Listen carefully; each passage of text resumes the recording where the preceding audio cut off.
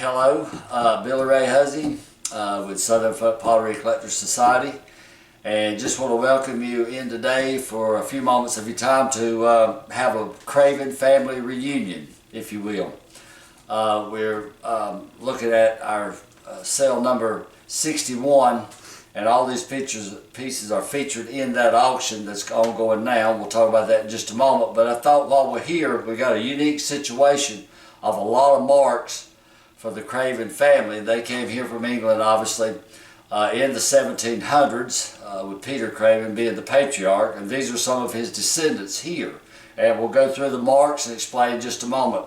Starting with this one right here, which is Craven and Company mark, which we think, through research, that the brothers, who we're going to meet in a minute, formed a shop in the late 1840s, we believe.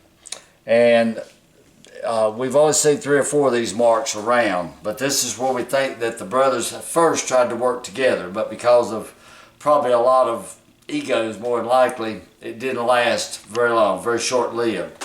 Here we have a unique mark, which is J.A. Craven, and we also have another J.A. Craven, and there's about 3 or 4 of these J.A. Cravens in the genealogy, but some of them don't have middle names. The only 2 we've been able to locate is John Anderson and John Austin, and we don't know who's who for sure, but this J.A. Craven here, who you saw the stamp, and I'll just show you the real pretty fly ash here that really sets this stuff apart. This is what really drives collectors into frenzy sometimes. So this is just the way the fly ash was flying through the keel and accumulated and melted, and actually that's an alkaline glaze, if you will, with the melting. And then we got another J.A. Craven here. This is the one that had the Masonic emblem, and we think that this might have been the potter that made the large jars. This is a handmade looking mark, and he made very tall jars, some in excess of 6 and 7 and 8 gallons. He was a very accomplished potter. Then we have this potter here, who the mark is J.A. Craven. They had the Masonic emblem on it, and this one just has this plus a Cobalt 2 right here, and also the fly ash melts there, and kill art strips on top. Then we move over to another one here, who's W.N. Craven, William Nicholas, and this potter worked here initially, but for some reason he relocated as far as Missouri. Actually, he settled out in Missouri later and still made pottery out there. We've had a piece of his with a mark that's about maybe a little more than a 1/4 inch, maybe even 3/8 of an inch high, that says W.N. Craven. So we've had that before.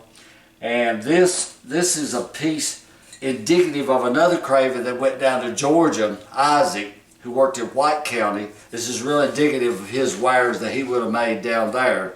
Even though this is not one of his, the shapes are very cylindrical because he potted a little later, 1880, 1890s. But Isaac went down there.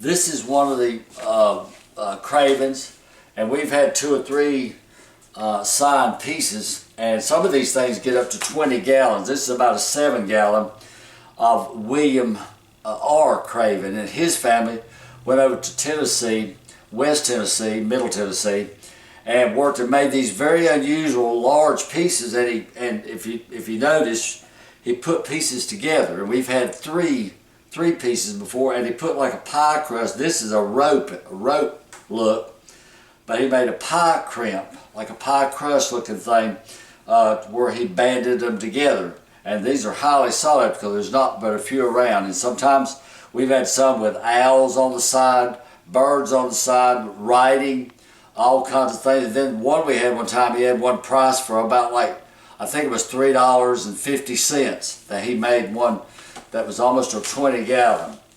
And then we're going to talk about this one right here. This is Charlie Craven, C.B. Craven, and his mark just simply says C.B. Craven. And he was the last of the 200 years, about 200 year span of this family in North Carolina, well, in America, I guess, for the Tennessee and the Missouri and the Georgia migration of these potters. Very large clan, but he finished up, he died in the 1990s, and late 1990s, I believe. I don't have it right on my tip of my tongue, but this is from the 1980s when he started potting again. And so it's really unique to have all these Cravens together, and it's just a real unusual situation to have this many marks of this large family, and you can sell the highly prized craftsmanship, the way the handles laid, snug up the necks, all of them snug up the necks so beautifully, even Charlie did.